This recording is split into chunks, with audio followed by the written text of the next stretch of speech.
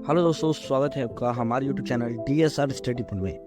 तो बच्चों, आज हम क्लास 11th का जो चैप्टर नंबर 5 है, जिसका नाम है बदलती हुई संस्कृति एवं परंपरा, इस वीडियो का सेकंड पार्ट है। फर्स्ट पार्ट मैंने अपलोड कर दिया है, जाकर आप चैनल में वीडियो को देख सकते हैं। तो इसमें हम सबसे पहले बात करेंगे, आखिर सबसे पहले अगर पूर्ण जागरण के बारे में बात की जाए तो यूरोप में ही आखिर क्यों हुआ पूर्ण जागरण। तो जिसमें से बहुत सारे कारण है, जैसे धर्म युद्ध का होना, धर्म सुधार आंदोलन का होना, तीसरा भौगोलिक खोजों का होना, चौथा छापे खाने का आविष्कारों का होना, और पांचवा है तुर्कों का कुस्तुनिया पर आक्रमण। ये सभी कारण थे जिसके कारण पूर्ण जागरण सबसे पहले यूरोप में हुआ, अर्थात लोगों की चेतना विकसित हुई, सोच और समझ में डेवलपमेंट आया। अब जैसे बात करते हैं धर्म युद्ध, जैसे क्या हुआ था, नए ज्ञान के मार्ग को दिखाने में मध्यकाल में बहुत सारे युद्ध लड़े गए थे, ठीक है, जिसे धर्म युद्ध कहते हैं। अब धर्म युद्ध में क्या हुआ था, तुर्कों ने यरूशलेम को आजाद कराने के लिए, तुर्की जो लोग थे ना, उसको यरूशलेम को काफी पवित्र मानते थे, ठीक है ना, वो धर्म अपने मानते थे। तो तुर्कों ने यरूशलेम को ईसाइयों से आजाद करने के लिए 11वीं शताब्दी के अंत और 13वीं शताब्दी तक एक युद्ध लड़ा, जिसे कहते हैं धर्म युद्ध। और धर्म युद्ध के कारण क्या हुआ था, लोगों की सोच में परिवर्तन आया था। दूसरा था धर्म सुधार आंदोलन। तो बच्चों देखो, धर्म सुधार आंदोलन की जो लहर है, इसमें अनेक विद्वानों ने चर्च को चुनौती दी थी, ठीक है ना। इसमें क्या था, बहुत सारे लोगों ने चर्च को चुनौती दी, और जनसाधारण यानी जो सामान्य लोग थे या जो साधारण लोग थे, वो पहली बार ये सोचने के लिए, ठीक है ना, मजबूर हो गए थे कि भाई चर्च का जो नियम है वो अंतिम नहीं है। चर्च बहुत सारी चीजें क्या कर रहा है, अब गलत कर रहा है। और धर्म सुधार आंदोलन सबसे पहले शुरू किया था मार्टिन लूथर ने, ठीक है, जिसके बारे में हम आगे समझने वाले हैं। तीसरा था भौगोलिक खोजें। अगर आप देखोगे, ज्यादातर खोजों का आविष्कार क्या हुआ है, मतलब वही हुआ है, कहाँ हुआ है, यूरोप में हुआ है। अब भौगोलिक खोजों में अगर बात की जाए, जैसे कि अगर हम बात करें, पहला आता है जैसा कि गैलीलियो। अब गैलीलियो ने क्या किया था, दूरबीन का आविष्कार किया। अब सभी बताया दूरबीन क्या होती है। तो गैलीलियो ने क्या किया, दूरबीन का आविष्कार किया, और दूरबीन के आविष्कार से क्या हुआ, सौर मंडल के बारे में हम जान पाए, और ग्रहों की स्थिति के बारे में हम लोग क्या पाए थे, समझ पाए थे ग्रहों की स्थिति क्या है, ठीक है। दूसरा क्या है बच्चों, जैसे कि दूसरा मार्को पोलो। अब मार्को पोलो ने क्या किया, दिशा सूचक यंत्र का आविष्कार किया। इसे समुद्री यात्रा करना बहुत ज्यादा आसान हो गया था, ठीक है। कई बार समुद्री यात्रा के दौरान जो जहाज है, मतलब वो रास्ता भटक जाते थे, तो मार्को पोलो द्वारा बनाया गया कंपास से क्या हो, रास्ते को ढूंढ पाए। तीसरा क्या है, न्यूटन ने बहुत सारे ब्रह्मांड के बारे में बहुत अलग अलग जानकारी दी थी। और कॉपरनिकस ने ये बताया कि भैया चर्च अब गलत बोल रहा है। पहले चर्च बोलता था कि पृथ्वी पर पापियों का पाप बढ़ चुका है, जिसके कारण पृथ्वी स्थिर हो गई है, और सूर्य समेत सभी ग्रह क्या करते हैं, हमारी पृथ्वी की परिक्रमा लगाते हैं। लेकिन कॉपरनिकस ने कहा नहीं, सूर्य पृथ्वी की परिक्रमा नहीं करता, बल्कि पृथ्वी समेत सभी ग्रह क्या करते हैं, सूर्य की परिक्रमा करते हैं, ठीक है। इस प्रकार से भौगोलिक खोजों के कारण भी लोगों में नई नई चेतना का विकसित हो गई थी। नेक्स्ट है छापे खाने का आविष्कार। आप सभी को पता है 1455 में जोहान्स गुटेनबर्ग द्वारा क्या किया गया था, छापे खाने का आविष्कार किया गया था, ठीक है ना। प्रिंटिंग प्रेस की स्थापना की गई, और जो पहली पुस्तक छपी थी, बाइबल छपी थी। अब पुस्तकें क्या हो गई थी, बाजारों में आसानी से मिल सकती थी, और बहुत कम पैसों में, इसी कारण अब लोग इसे पढ़ सकते थे। और पढ़ने के बाद अब लोगों को इस बात का एहसास होने लग गया था कि चर्च क्या कर रहा है, बहुत सारा चीजें गलत कर रहा है, ठीक है ना। तो छापे खाने का आविष्कार से नेक्स्ट क्या, कुस्तुनिया पर तुर्कों का अधिकार। जैसे क्या हुआ था, 1453 में क्या हुआ, तुर्कों ने कुस्तुनिया पर क्या कर लिया था, अधिकार कर लिया था, ठीक है। इससे क्या हुआ, पूर्ण जागरण को बहुत ज्यादा बल मिला था, ठीक है। जिसमें क्या हुआ था, तुर्की के अत्याचारों से बहुत सारे जो ईसाई और यूनानी लोग जो थे ना, वो अब डर गए थे, और इसी के लिए उन्होंने क्या किया, यूरोप के अलग अलग भागों में भाग गए और वहां जाके शरण ले ली। इन लोगों द्वारा किए गए यूनानी सभ्यता प्रचार ने क्या हुआ, यूरोप के लोगों को बहुत ज्यादा प्रभावित किया था। इस प्रभाव से यूरोप के लोगों की विचारधारा जो थी ना, वो बदली थी, ठीक है ना। अब बात करते हैं जैसे विज्ञान और दर्शन में अरबियों का योगदान।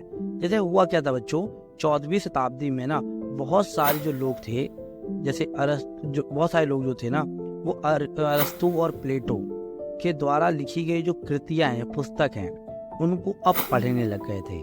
ठीक है, और इन पुस्तकों को जो ट्रांसलेट है, जो अनुवाद है, वो अरब के अनुवादकों ने किया था, इसको जो ट्रांसलेट किया था। तो इससे क्या हुआ, लोगों में एक नए ज्ञान का सृजन हुआ।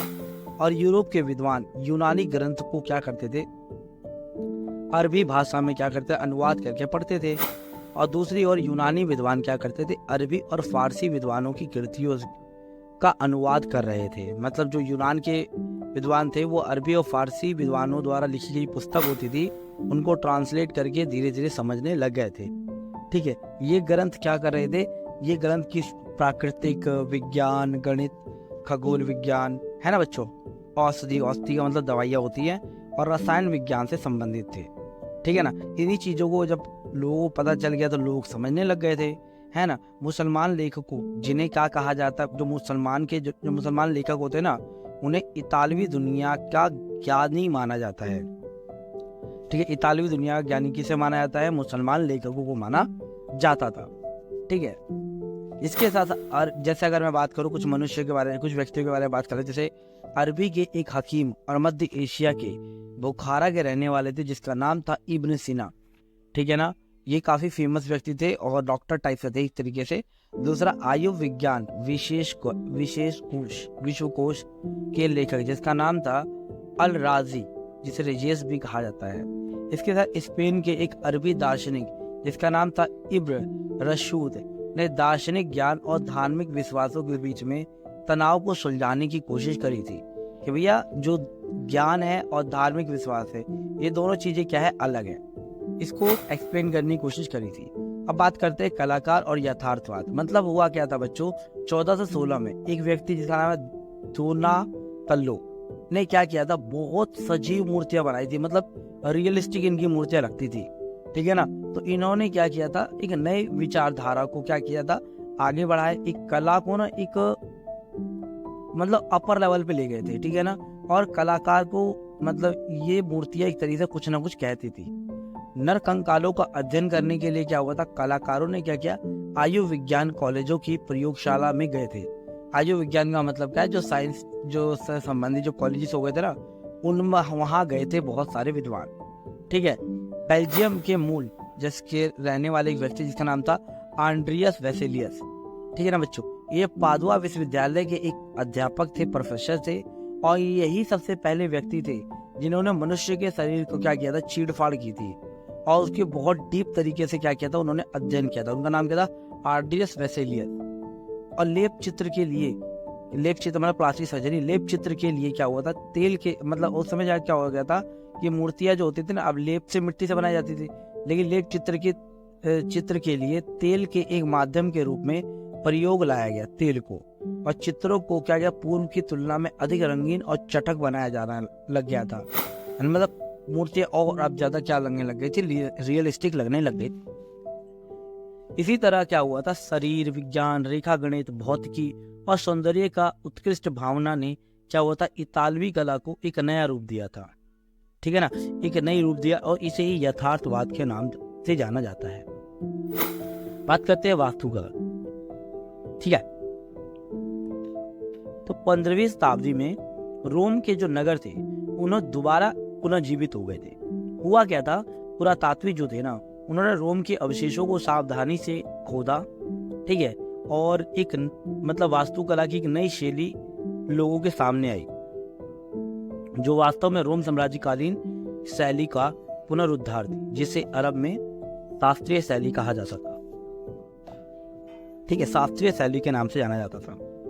पोप और धनी व्यापारी जो होते थे या अभिजात वर्ग के लोग होते थे, वो हमेशा ऐसे लोगों की तलाश करते थे जो शास्त्रीय शैली में क्या हो, निपुण। ठीक है ना, जो शास्त्रीय शैली के बारे में जानते हो। चित्रकारों और शिल्पकारों ने क्या किया था, भवनों में ना लेप चित्र बनाए थे, मतलब घर के आगे ना जो उभरे हुए चित्र नहीं होते बच्चों, और मूर्तियां होते थे या उभरे हुए चित्र होते थे, ये सारी चीजें क्या होती, वहां के जो वर्कर्स ने ये चीजें बनाई थी। ठीक है, इसी में से एक व्यक्ति के बारे में बात, जिसका नाम था माइकल एंजेलो बुआनारोती, जिन्होंने पोप के सिस्टीन चैपल के भीतरी छत में एक लेप चित्र, दी पाइटा नामक चित्र बनाया था। आपको चित्र में दिख रहा होगा, ये बनाया था। ठीक है ना, और सेंट पीटर गिरजे के गुम्बद का डिज़ाइन भी इन्होंने ही बनाया था। इनकी ही वजह से माइकल एंजेलो क्या हो गए थे, अब अमर हो गए थे, है ना। इन्होंने काफ़ी बढ़िया चित्र बनाए थे ना, तो अभी भी लोग इन्हें याद किए जाते हैं। और याद ना, लोग वो कभी नहीं मरते जिनको हम याद करते हैं, जिनके बारे में हम पढ़ते हैं, वो लोग कभी मरते नहीं हैं। ठीक है।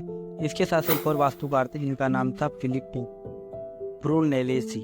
इन्होंने क्या था, फ्लोरेंस के एक भव्य गुम्बद का डिज़ाइन बनाया था। दिख रहा होगा आप लोगों को, ये डिज़ाइन बनाया था।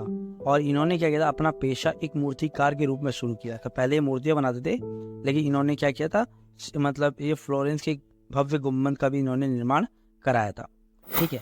तो ये था बच्चों इस वीडियो का सेकंड पार्ट है। ठीक है। कुछ मुख्य टॉपिक को मैंने इसके अंदर कवर किया है। ठीक है। थोड़ा सा हम लोग जो क्या कर रहे हैं, मैं टॉपिक वाइज चल रहा हूँ। ठीक है ना। तो वीडियो को ध्यान से देखिएगा। अगर वीडियो समझ में आ रही हो तो वीडियो को अच्छी लगी हो वीडियो को लाइक शेयर एंड सब्सक्राइब जरूर करें। मिलते हैं नेक्स्ट वीडियो के साथ। धन्यवाद।